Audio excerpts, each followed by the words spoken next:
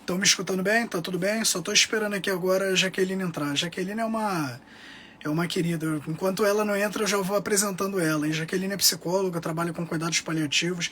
Eu tive a grande oportunidade de conhecer ela antes até da gente trabalhar no mesmo local, mas nós tivemos a oportunidade de trabalhar juntos, então é uma querida, é uma pessoa que eu gosto muito e por isso eu sempre chamo ela. Boa noite, boa noite. A Adriana está falando, acredito que da questão do piso salarial, sim, por enquanto, infelizmente, essa nossa batalha continua, né? Infelizmente.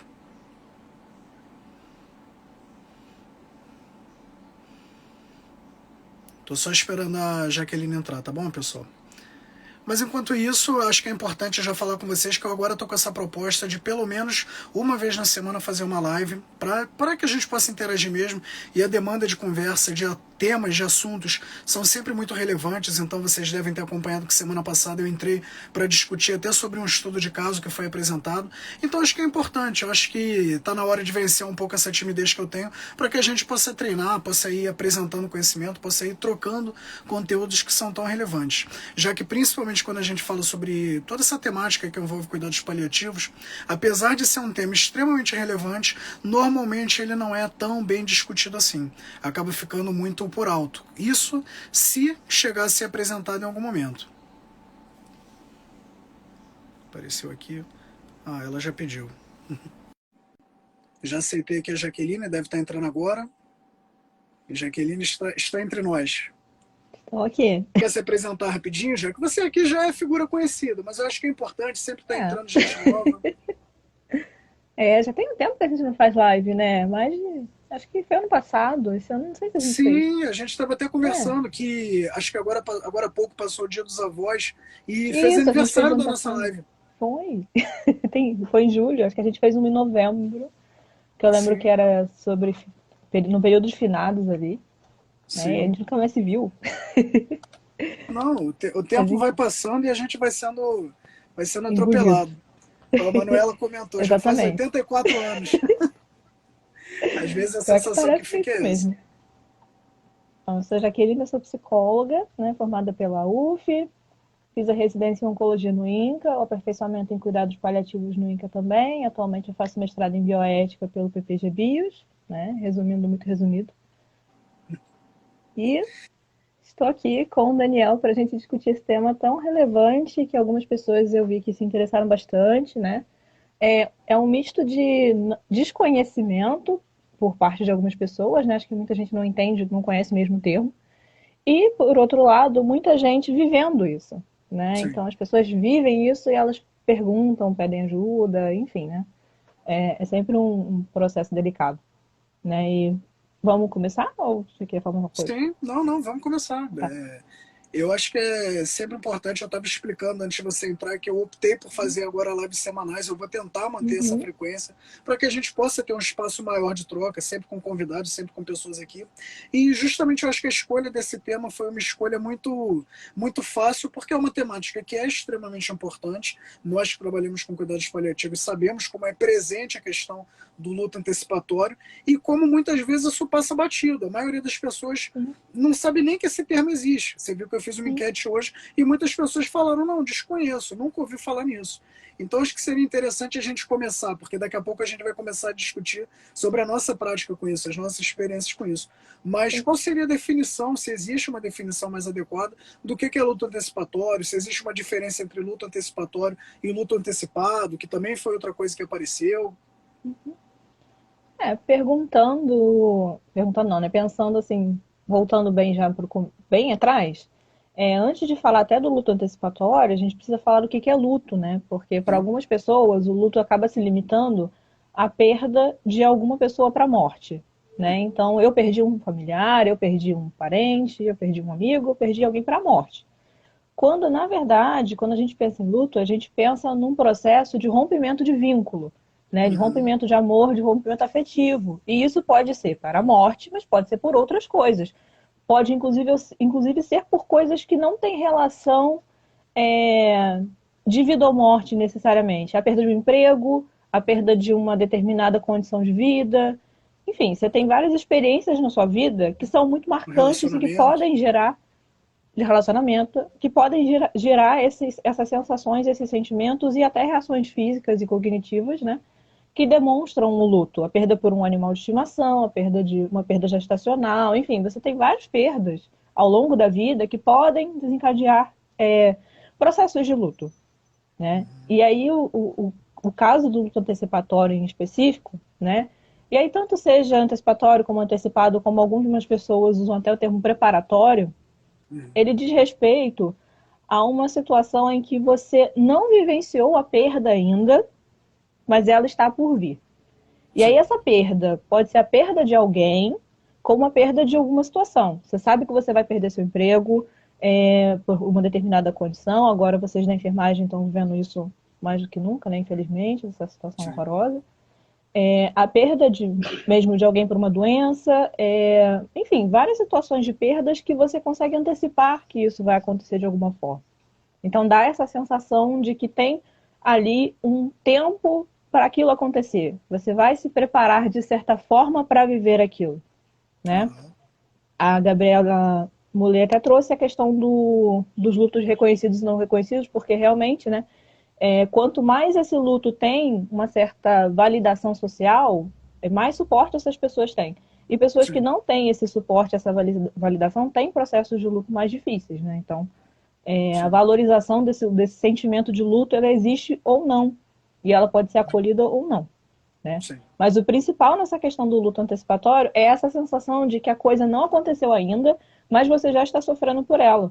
Lá sim, atrás, quando começaram a estudar isso, não tinha nem relação com o ambiente da saúde, né, que é onde a gente acaba discutindo isso mais hoje.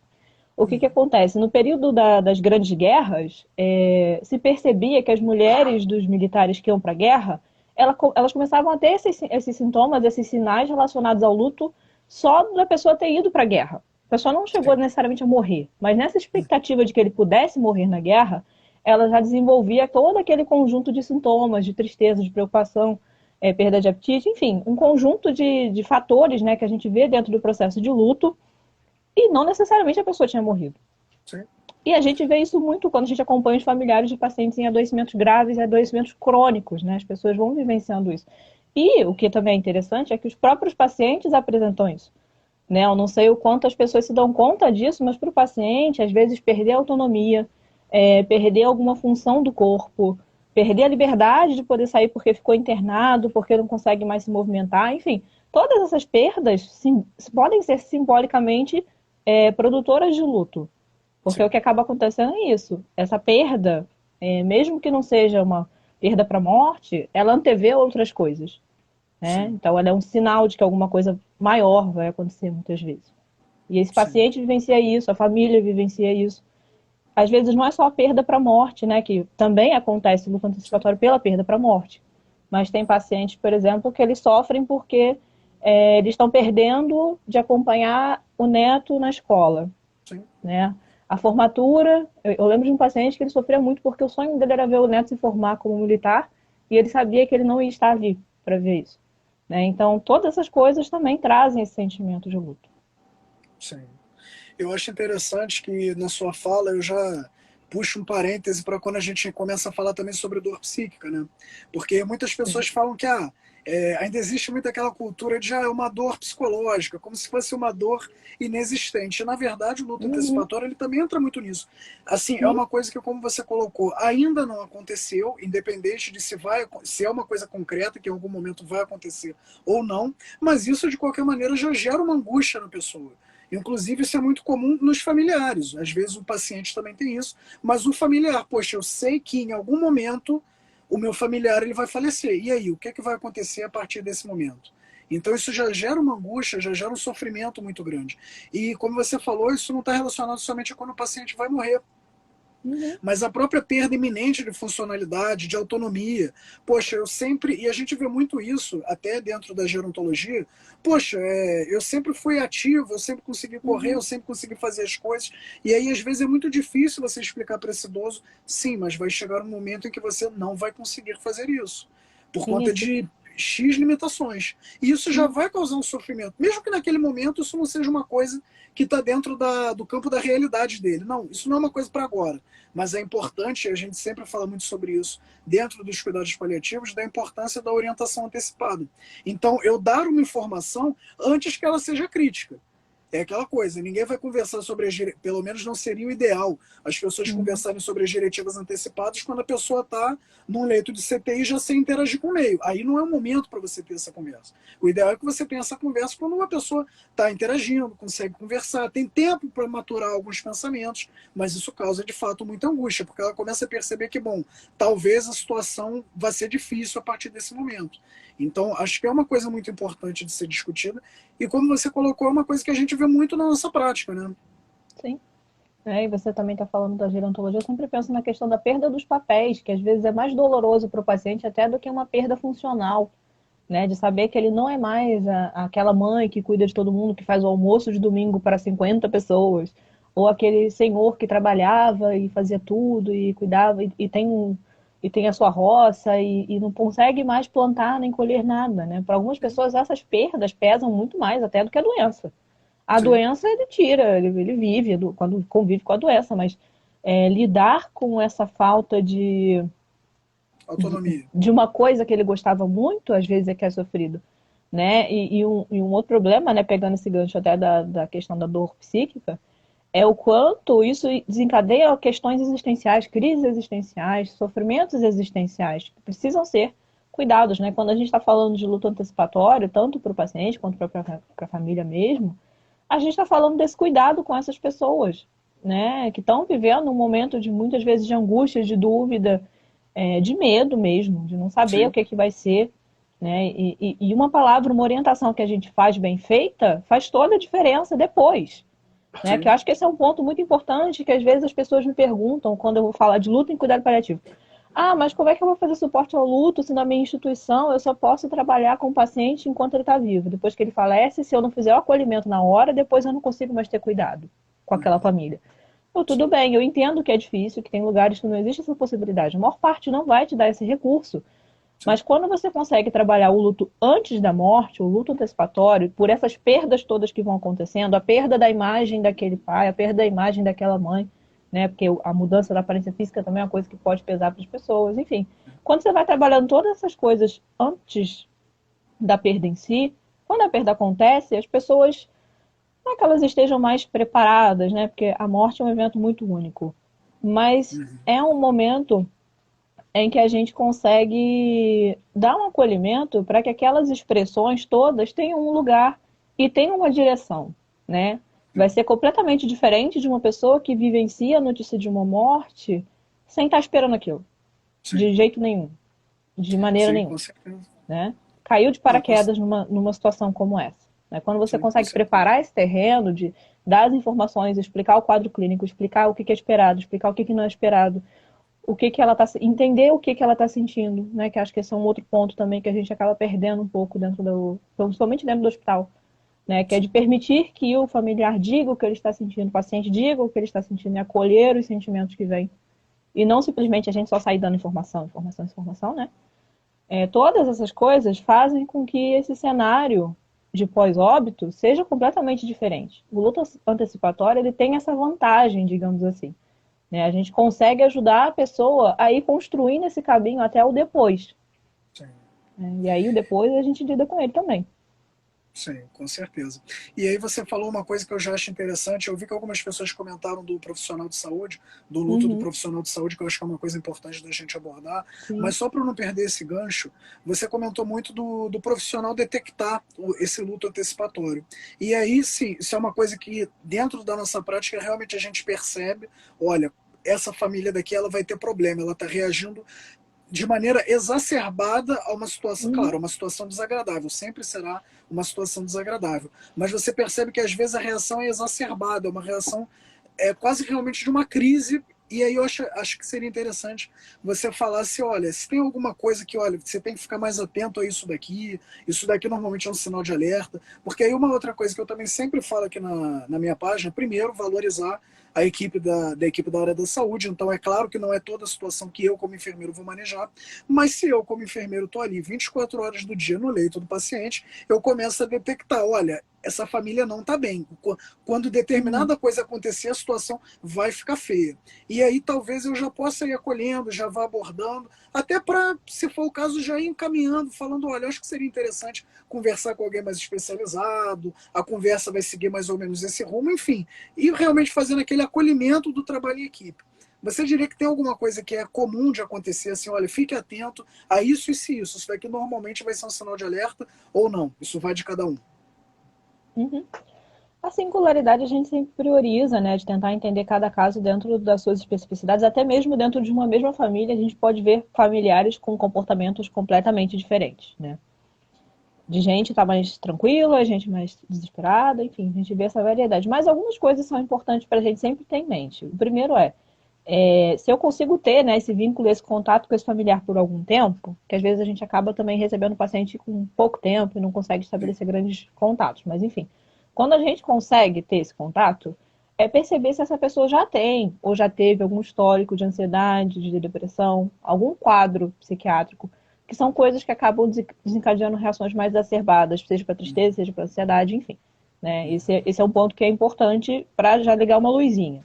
Né? sim, E no restante, eu diria que realmente essa avaliação cotidiana de percepção de como essas pessoas estão reagindo, se estão muito nervosas, se estão menos nervosos, e o quanto essa família consegue se organizar. Porque o que acontece? Às vezes, a gente tem uma família que tem muitas pessoas, mas as pessoas não conseguem conversar entre si, elas brigam, elas não se apoiam, né? E isso é uma coisa que a gente precisa intervir para poder ajudá-los até a lidar com isso depois. E em outros casos, a gente tem o contrário, uma família que é uma pessoa só, sobrecarregada, sem apoio, sem sim. suporte de direção nenhuma. Também é uma coisa que a gente precisa estar muito atento.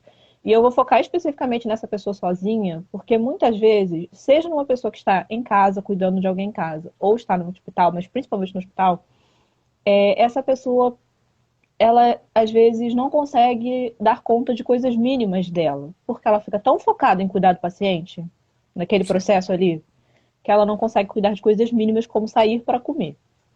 E sim, muitas vezes ela se sente culpada de precisar sair para ir tomar banho, sair para ir no banheiro. Né? sim. Então são pessoas que a gente precisa ter essa atenção. Porque justamente o quanto ela está ali mergulhada naquilo, esse processo de desligamento pode ser um processo muito difícil. Sim. Né? Então, E aí eu poder acho que tentar entraria ajudar a até. ter outras pessoas, até se possível, nesse meio. Sim, acho que é por isso que é importante que a pessoa tenha de preferência, é claro que isso não é uma realidade para todo mundo, Uhum, mas a importância de ter uma rede de apoio, ter pessoas que, olha, sim, o mínimo do mínimo eu consigo delegar, eu consigo sim, tomar um banho em paz, entendeu? sim. E isso é Uhum, uma coisa muito importante, até porque isso foi uma coisa que eu estudei dentro da minha graduação, foi o tema do meu TCC, esse sofrimento do uhum, cuidador do idoso hospitalizado, para ser mais específico, e isso é uma coisa que muitas vezes passa batido para os profissionais. Então, por exemplo, sim. o cuidador ele é chato, o cuidador ele fica em cima, mas quando você vai conversar com o cuidador, ele cuida daquela pessoa há 30, 40 anos.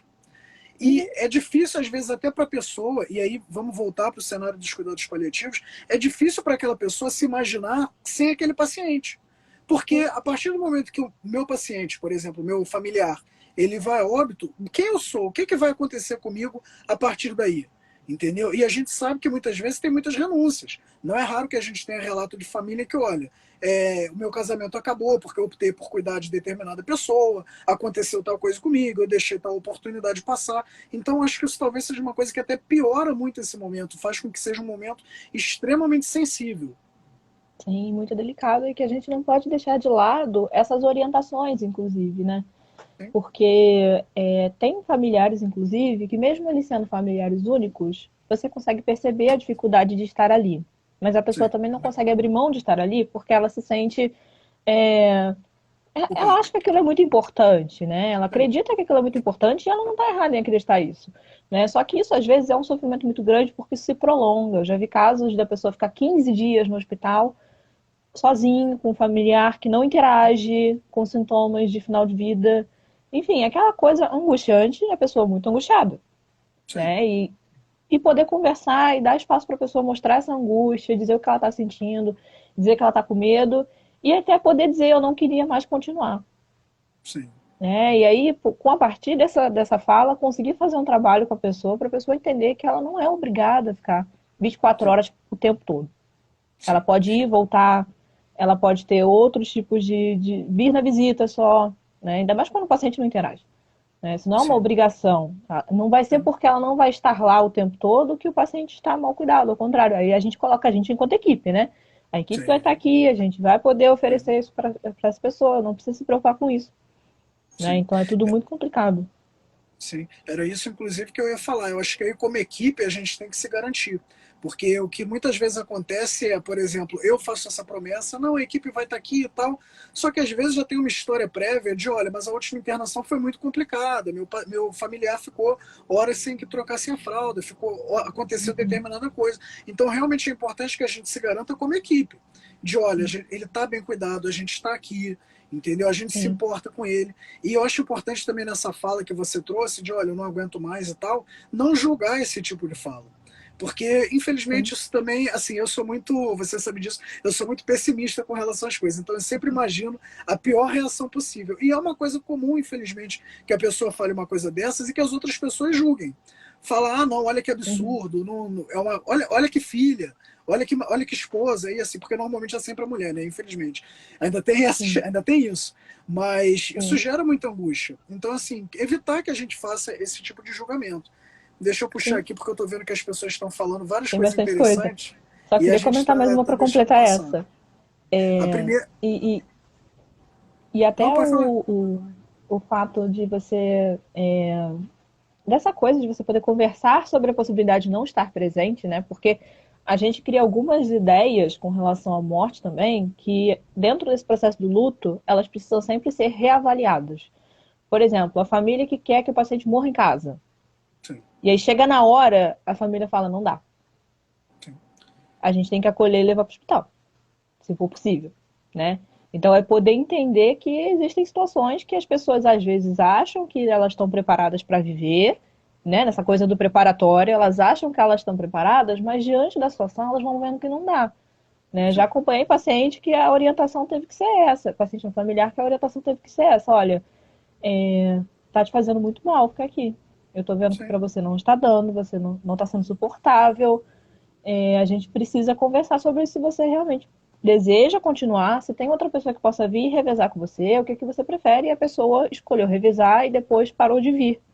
sim, E no final me mandou uma mensagem agradecendo, porque ela, naquele momento, ela se deu conta de que ela já não estava mais conseguindo e aquilo estava fazendo, estava destruindo ela mais do que ajudando. E a função não é essa. Quando a é, gente fala de estar junto nesses momentos, é de as pessoas conseguirem se apoiar. É da pessoa sentir que aquilo ali faz sentido e é importante. Não é a pessoa se sentir destruída emocionalmente para ficar com um familiar. sim. Eu acho que é uma outra coisa que eu sempre falo com os meus pacientes, tanto com pacientes quanto com familiares, é que o nosso limite é a segurança. E cada um vai ter esse limite. Então, olha, eu me sentiria, por exemplo, eu me sentiria tranquilo de acompanhar um familiar no hospital. Mas eu sei que talvez a minha irmã não. E aí não adianta eu falar, mas isso é porque ela é uma filha ruim. Não, cada um tem um limite. E algumas coisas, isso é outra coisa também que eu sempre bato o tempo por aqui, na teoria é fácil, mas na prática não é. Eu posso até falar para você, Uhum. olha, o processo de final de vida, por exemplo, vai fazer com que aconteça isso e isso. Talvez a respiração mude, talvez surja uma lesão que a gente não vai conseguir cicatrizar, talvez a paciente pare de se alimentar. Na teoria, isso está muito bem explicado, muito bem documentado na literatura, mas na prática pode ser que a família fale, Daniel, Jaqueline, mas olha só, eu não estou aguentando. Porque eu vejo a pessoa sem se alimentar e isso me faz mal, eu fico aflita com isso. Como é que tem 2, 3 dias que minha mãe não se alimenta? Então a gente precisa também entender, olha, primeiro explicar, orientar, e aí mais uma vez, quanto antes melhor, mas orientar isso e falar, olha, se está muito difícil para você, fica junto da gente, entendeu? Traz ele para cá, ou a gente vai para aí, esse acolhimento, ele realmente precisa ser Sim, presente, né? Não dá sim. para também falar, mas é assim mesmo, pai, desligar o telefone, não tem É. como. Eles precisam saber que a equipe está à disposição realmente. Não adianta a gente oferecer as coisas também da boca para fora, né? Esse é um ponto que é delicado. Né? E Sim, com até isso que certeza. você falou, né? De você consegue ficar e sua irmã talvez não consiga. Eu fico pensando também o quanto, às vezes, em momentos diferentes da vida, a gente age diferente também. Né? E isso vale para o luto, inclusive. né? Por exemplo, eu já tive o meu momento cuidadora em hospital onde foi horrível, né? Sim, Hoje em dia, se você me disser para que eu vou dormir no hospital, eu falo, tá bom. Mas, né, são momentos da vida, né? Falta de experiência, excesso de informação, enfim. A gente vai vivendo as coisas de acordo com o que a gente tem no momento. E isso vale para todo mundo, o próprio paciente também, né? Que às vezes a gente acaba falando muito do familiar, esquece que o paciente também passa por todo esse processo. Principalmente quando ele está lúcido, orientado, então, isso daí é uma coisa que vai acontecer, ele vai sentir, não adianta a gente. É igual quando alguém vira e fala, ah, mas você acha que ele sabe o que está acontecendo, né? Aquelas coisas de conspiração do silêncio. E aí você é obrigado a virar e falar, e você acha que ele não sabe por que isso é no corpo dele? Porque ele sim. está percebendo que ele está emagrecendo, ele está percebendo que está difícil de se alimentar, está percebendo várias coisas, né? Então, todo esse processo, né, de cuidado precisa ser muito próximo, né? E é o que você falou também com relação às informações, as informações, né? De que na teoria a gente sabe uma coisa e na prática não necessariamente vai ser tão simples, né? E isso muitas vezes Sim. acaba acontecendo, porque você consegue, abre aspas, desenhar até o desfecho do paciente, o que, que a gente pode esperar, mas vivenciar aquilo é uma outra história, né? E mesmo quando a gente orienta, a experiência daquilo é diferente. A própria morte é assim também, né? Sim. Eu já ouvi várias vezes as pessoas dizendo: ah, eu achei que eu estava preparada para a morte dele e não estava. Porque é isso, Sim. as pessoas têm uma expectativa, mas a realidade é muito diferente. Sim, com certeza. Não, eu vou te dar até um exemplo, apesar de não ser o foco do que a gente vai falar hoje, mas um exemplo disso é até o tema da live de semana que vem, que é justamente as alterações respiratórias no final de vida. Na prática, é muito fácil eu falar, a respiração dele vai mudar. Pode ser que ele tenha Uhum, sororoca, mas na prática, para quem nunca ouviu, e até para quem ouviu já, é um desespero muito uhum, grande. De repente, o paciente começa vamos falar de maneira leiga, ele começa a roncar e é uma coisa aflita. Poxa, parece que ele está gargarejando, ele tá morrendo, ele está engasgando. O que está acontecendo? Ninguém vai fazer nada. Então é muito difícil também. Então, sim, é o que eu sempre falo, a gente orienta, a gente explica, mas a gente também não pode forçar a barra, porque senão você deixa, inclusive, problemas para os psicólogos resolverem. Você acaba deixando traumas de coisas que às vezes você vai mas até é verdade. ouvir, talvez você até tenha essa experiência de um paciente estar te relatando alguma coisa e você fala, tá, mas isso daí é normal. Mas assim, foi algo tão dramático que deixa uma experiência horrorosa para a pessoa. Sim.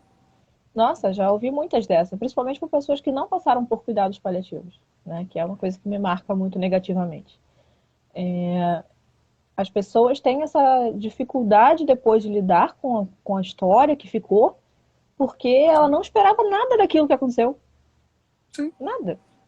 Ou esperava, mas esperava de um jeito muito mais suavizado, né? Porque aí entra a nossa querida comunicação de más notícias, né? Às vezes as pessoas tentam passar a informação, mas passam ou de forma muito técnica, ou de forma muito suavizada, porque elas não conseguem entrar diretamente com as coisas que precisam ser informadas, né? Por medo, ou por desconhecimento, por dificuldade mesmo de abordar. E aí a família está lá esperando um determinado desfecho e acontece outro desfecho. Um desfecho sim, dramático, com sintomas, cheio de coisas desconfortáveis, e que ninguém conseguiu dar uma explicação. E aí a pessoa tem que sim, passar o processo de luto dela tentando criar explicação para aquilo que aconteceu, porque ela não consegue lidar com aquilo sem ter algum sentido. Né? Acho sim. que é um outro processo também que é difícil. Não, e eu acho que sozinho, para a pessoa que é leiga, isso é uma coisa muito difícil, assim, porque é uma coisa que primeiro a gente não conversa e você também não tem obrigação de, eu vou assimilar tudo que está acontecendo e eu estou entendendo.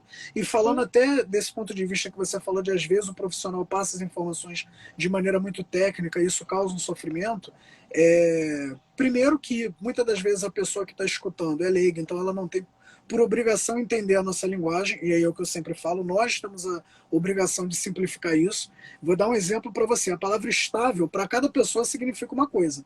Para mim está muito claro o significado, para você também. Mas eu falar isso às vezes para uma pessoa que já está num processo de luto antecipatório, já está num sofrimento muito grande, ela sabe que alguma coisa de ruim vai acontecer, mas ela ainda não está pronta para aquilo, e você fala, o paciente está estável, ela entende o que for mais conveniente para ela, digamos tá tudo assim. bem. E não estou dizendo.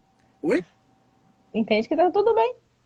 Sim, justamente. Ela não, está estável, então está melhorando. E aí, às vezes, você tem que falar, não, estável significa que não está nem lá nem cá. Ele está como estava ontem. Ah, mas ontem ele estava grave. Então, ele segue estando grave, ele não está melhorando. Então, a gente precisa ter muito esse cuidado quando a gente se comunica. E eu acho que ainda por cima desse ponto de vista técnico, que eu vi que, eu acho que foi a Gabriele que perguntou, que falou que essa questão do luto antecipatório ainda acontece muito também com os profissionais, principalmente pelo fato de que nós temos vínculo. Então, poxa, será que esse paciente que às vezes eu já cuido há meses, será que ele realmente ele vai falecer nesse momento? Isso é uma coisa que a gente vê muito, inclusive, dentro da pediatria. É muito difícil para esses profissionais, poxa, entenderem que o paciente precisa de cuidado paliativo. E aí já entra toda uma questão que eu acho que vale a pena a gente discutir em outro momento dos cuidados paliativos pediátricos, mas isso é muito difícil, tanto para os profissionais quanto para a família. E pior ainda, quando o profissional, melhor dizendo, quando o familiar é profissional da área da saúde. Porque aí, às vezes, essa passagem de informações, ela é mais técnica ainda, porque fica aquela coisa, eu estou conversando com um colega, ele vai entender o que está acontecendo. E às vezes são notícias péssimas e que são dadas sem cuidado nenhum, que eu acho que também pioram esse processo do luto antecipatório. Sim, esse é um ponto bem importante e bem delicado, né? Porque o fato da pessoa ser um profissional de saúde não necessariamente tira ela desse processo de sofrimento pela perda de um ente querido, né? Eu acho que isso é o que Sim, acaba se confundindo.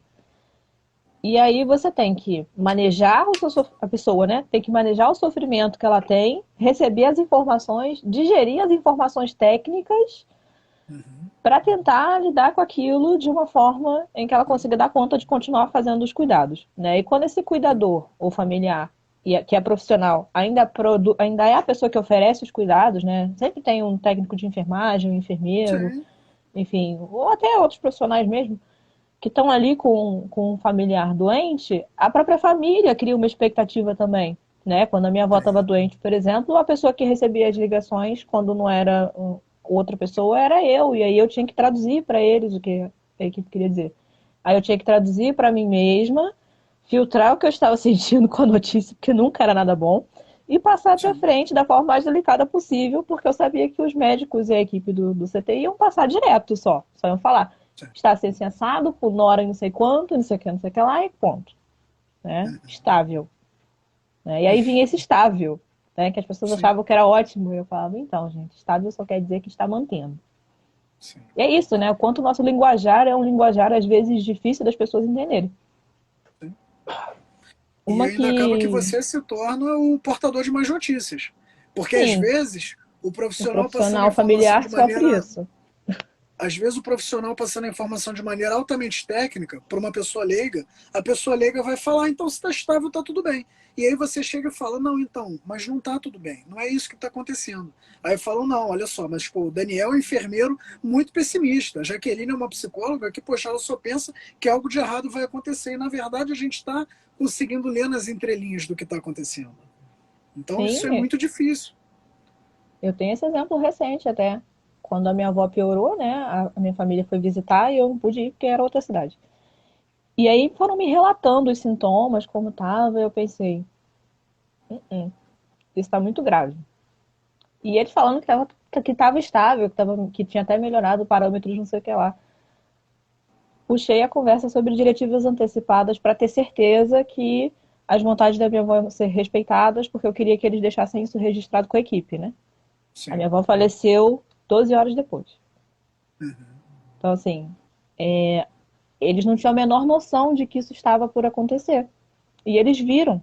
E eu que não vi, mas ouvi, pelo que eles descreveram, eu percebi que eram sintomas de final de vida. Eu falei, gente, isso precisa ser discutido para ontem. E aí eu puxei a conversa mais difícil da minha vida, né? Porque aí eu fui tirar o meu verniz, botei o meu verniz de profissional em cima do meu verniz de pessoa triste e vamos lá conversar Uhum. sobre isso, porque a equipe não conversou.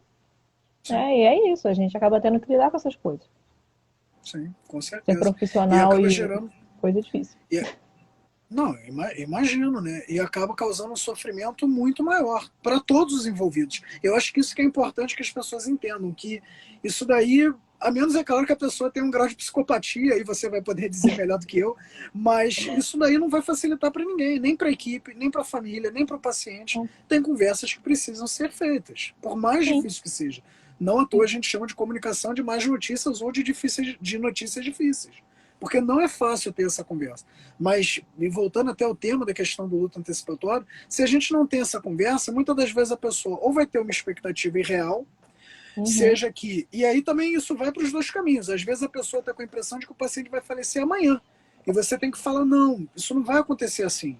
Vai ter todo um processo, principalmente quando a gente consegue pegar o paciente no início do diagnóstico. Olha, isso não é assim, eu não estou Uhum. falando, não é uma sentença de morte. Ele foi diagnosticado hoje, ele tem 7 dias de vida. Inclusive, por favor, não façam isso, tá, pessoal? Mas eu não estou falando isso. Porque senão a pessoa tem uma ansiedade muito grande. Ou o contrário, ela fica sempre naquela iminência de será que vai ser agora? O que vai acontecer no próximo momento? Será que ela tem mais um ano de vida? Será que tem mais 2? O que está acontecendo? E a gente precisa ter essa comunicação o mais franca possível, né? Sim, e acho que às vezes isso é alguma coisa que a gente acaba perdendo um pouco. Né? Quando tem esses processos mais crônicos, se o paciente consegue estar dentro de uma equipe que tem um cuidado mais integrado, né, que é o que a gente acaba vendo mais em cuidados paliativos, isso consegue ser construído melhor, né? Mas tem muitos pacientes que acabam entrando em situações agudas, ou então não consegue, não dá tempo de construir essa equipe, né? Como os encaminhamentos tardios, muitas vezes. Né? E aí, como essa coisa da comunicação ela precisa existir para justamente que esses desfechos não sejam mais traumáticos do que eles já podem ser, né? Porque, Sim. assim, o processo de luto ele é singular, né? Então, É. tem pessoas que vão vivenciar isso de forma traumática, independente do que exista de Sim. opção para ela. Sim. Porque aquela relação ali tem alguns fatores que são considerados, né, complicadores. Sim. Mas, enquanto equipe, a gente pode ajudar com a nossa parte, com a nossa comunicação, com o nosso cuidado, justamente para que as coisas não sejam o pior cenário possível, né? Com certeza. Isso é uma É coisa que é aquela importante. coisa, se a gente não consegue ajudar, pelo menos que a gente não atrapalhe, né? Eu acho Exatamente. interessante Eu acho interessante que a enfermagem no Canadá comentou aqui que é interessante porque nós, enquanto profissionais, muitas das vezes a gente se sente à vontade para ter essas conversas difíceis. Então, por exemplo, eu estou no plantão com você, eu falo, poxa, aquele paciente dali ele não está Uhum. bem, entendeu? Não, aquele dali eu acho que ele vai para casa e tal. Mas às vezes você tem essa conversa com a própria pessoa, que muitas das vezes ela está ciente, como você falou mais cedo, do que está acontecendo com ela sabe que ela não está bem. Mas aí quando ela pergunta, eu fujo do assunto, eu falo, não, que isso, peraí, não pensa nisso não. Então isso é também uma coisa muito interessante. Eu acho que aí também já entra até no luto do próprio profissional, porque às vezes se eu falo Sim, aquilo, eu estou concretizando que realmente a situação não está sim. boa, entendeu? Aí eu E, dou um e corte e falo, o. não, porque... Sim.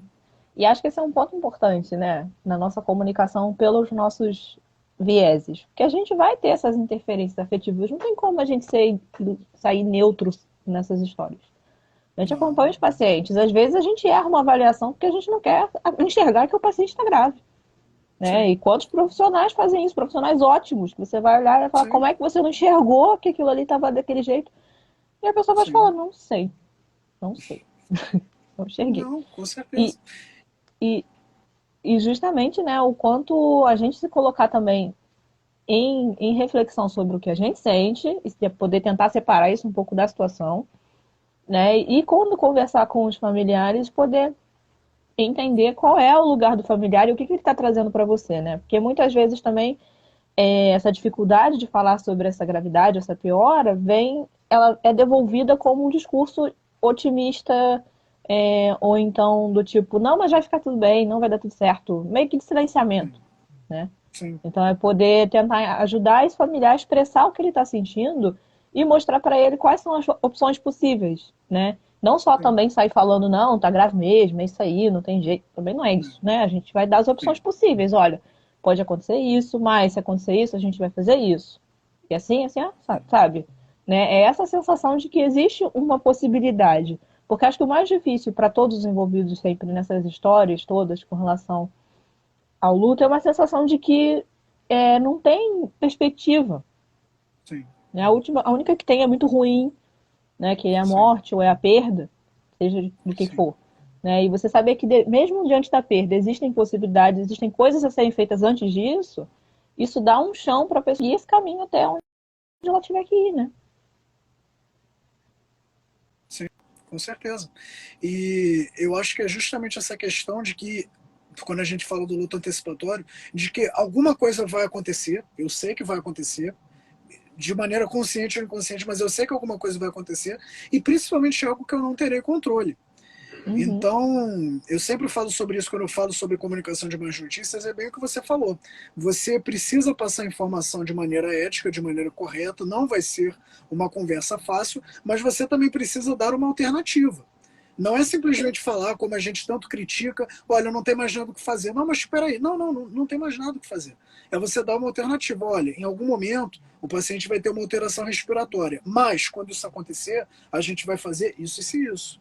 Se ele sentir Sim, dor, a gente vai fazer isso e isso. Existem alternativas viáveis, porque senão você está colocando muita pressão em uma pessoa que é leiga, que não sabe quais são as possíveis condutas e o que vai acontecer a partir daquele momento. Então, isso gera um sofrimento também muito grande. sim. E acho que até poder manejar algumas, além disso, de poder dar informação, poder manejar algumas situações que alguns familiares trazem, né? Que às vezes é difícil de lidar. Né? Aquele familiar que questiona tudo, aquele familiar que quer que você mostre para ele que está bem feito, que quer meio que. Porque isso Sim, mostra da dificuldade da pessoa em não estar conseguindo lidar com aquilo. Né? Ela sim, tenta lidar com aquilo do jeito que ela conhece. Às vezes ela é uma pessoa questionadora, ela é uma pessoa muito preocupada, excessivamente preocupada. Né? E isso vai dando sinais para a gente ficar atento para isso. Né? sim. E entender que E, é um processo que cada um vivencia de uma forma. Né? sim. E aí uma outra coisa que eu sempre falo para as pessoas é para ter esse cuidado de nesse tipo de situação, poxa, o familiar é muito demandante, ele tudo se mete, ele quer entrar no curativo, ele quer, chama essa pessoa para dentro. Porque provavelmente essa é uma experiência que a pessoa ainda não teve e que é importante. Eu já cansei de ter pacientes assim, eu sempre falo que existe muito problema de ego dentro da área da saúde no geral. Então, eu sempre tive esse cuidado. Eu estou fazendo um curativo, é melhor colocar a atadura aqui e tal. Poxa, a senhora quer me mostrar como é que você faz em casa? Porque eu, às vezes, estou conhecendo o paciente nesse momento, mas você faz esse curativo há sei lá quantos anos. Então, chama essa pessoa para dentro. Como você acha que o curativo funciona melhor? Por exemplo, como é que é isso daqui em casa? E aí, inclusive, a gente consegue, a partir desse momento, ir individualizando o cuidado. Quantos pacientes a gente não tem que, olha, ele só toma banho 11 horas da manhã. Se você entrar 7 horas da manhã falando, vamos tomar banho, seu João, ele vai desorientar, ele vai entrar em pânico, ele não vai querer. E aí o dia inteiro vai ser ruim. Então é mais fácil individualizar. Então é importante que a gente chame essas pessoas também para o cuidado, de maneira acolhedora mesmo, né? Sim. E no fim das contas, né, com a ideia de discutir esse tema, a gente quer dizer que existe um cuidado que pode ser realizado. A gente pode dar esse suporte a essas pessoas. A gente não precisa esperar a morte acontecer para cuidar do luto. A gente pode trabalhar com as questões que começam a aparecer antes mesmo disso. E que não se limitam até a morte, né? Outras questões, né? E às vezes até poder validar experiências dentro do nosso trabalho ou dentro da nossa própria vida, né? De poder entender, poxa, tô chateado porque fui mudado de setor. Não queria ir para esse setor de jeito nenhum e fui mudado de setor, fui mudado de andar, fui mudado de serviço. Né? Tem várias situações que acontecem que marcam a gente também. E o quanto a gente pode ajudar as pessoas a passar por esses momentos e ser apoio para as pessoas, né? Independente da nossa profissão. A gente pode escutar, a gente pode acolher e a gente pode oferecer esse suporte. Né? Esse é um trabalho que a equipe toda pode fazer. Não precisa ser só a psicologia para escutar o paciente. Né? A gente tem várias formas de escuta. Né? A gente tem uma escuta treinada, ok, tem, mas né, o paciente às vezes quer chorar com você, não quer chorar comigo, o que eu posso fazer? Sim. Não, Né? como às vezes acontece. O E vínculo é isso. eu fiquei rindo disso que você falou, porque a gente discute muito sobre isso no privado. Às vezes o paciente começou a Uhum. chorar, chama a psicologia, entendeu? Não é Pois é, a comigo. família Mas, começou a chorar. Morreu alguém, é, tem que achar. Roda o hospital inteiro atrás da psicologia, gente. O sim. que, que você faz quando Não, alguém morre entra, na sua família? Você vai sim. chamar psicólogo também?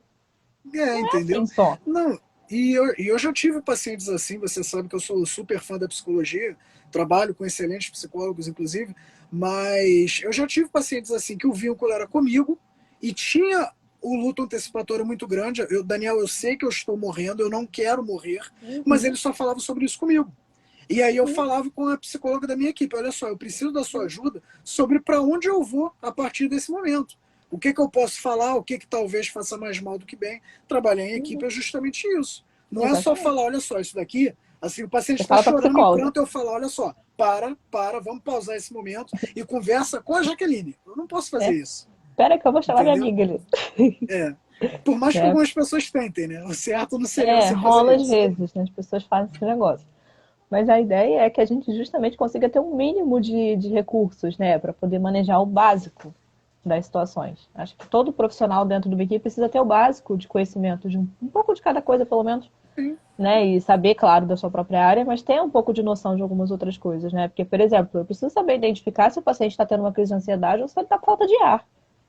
A sim. falta de ar dele é da ansiedade, ou é da doença, ou é de outra coisa, o que, que é? É umas coisas assim, né? Eu não posso simplesmente sair dizendo que tudo é ansiedade, tudo é depressão, tudo é ansiedade. Não posso fazer isso, né? Então é nesse sentido que eu acho que Eu acho todo que mundo tem que ter um principalmente pouquinho de noção de tudo. Eu acho que principalmente quando a gente fala da atuação da equipe interdisciplinar é justamente isso.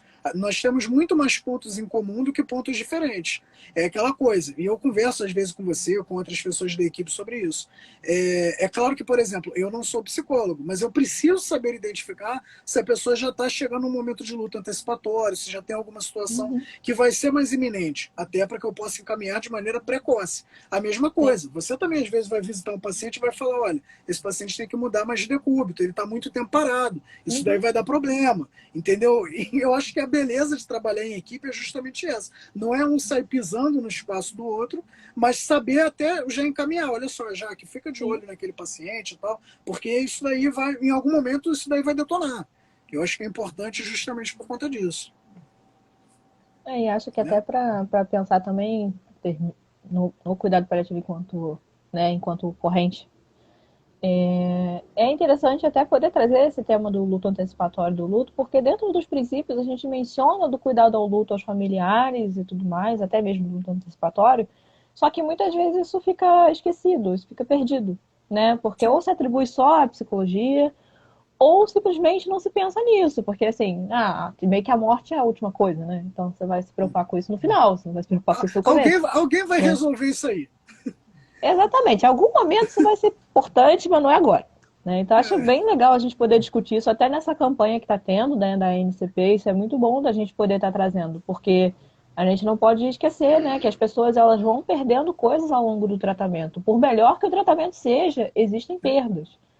Né? Desde a primeira perda que acontece é a perda da sensação de saudável. Né? Você percebe que você é uma pessoa que tem uma doença, independente de qual doença seja, e que você não se recupera dela.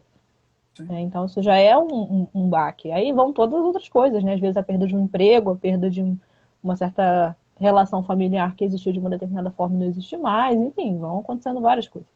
Né? E a gente sim, pode colaborar muito com as pessoas com isso. sim, com certeza. Já faltam uns 10 minutinhos mais ou menos para as Uhum. 9 horas, então acho que a gente já pode. O pessoal pode ir mandando perguntas, pode ir mandando comentários que a gente vai tentar ler aqui rapidinho. Mas Tem acho que é bastante coisa, interessante tá? também já. Oi? Acho que tem bastante coisa até aqui.